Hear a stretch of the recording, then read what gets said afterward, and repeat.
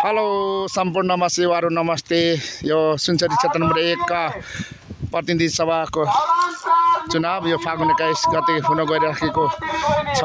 त्यसकारणले गर्दा हामी यो हर्दिया धरानचार हर्दियामा घर दैलो कार्यक्रममा उपस्थित भएको छौँ र सम्पूर्ण हर्दिया 4 धरानचार हर्दियावासीहरूमा हामी हार्दिक अपिल गर्न चाहन्छौँ।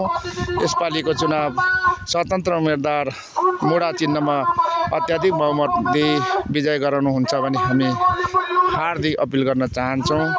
आज यसरी हामी यो भादौ फागुन 9 गतेको दिन आज हर्दिया को गाउँलाई हामी यसरी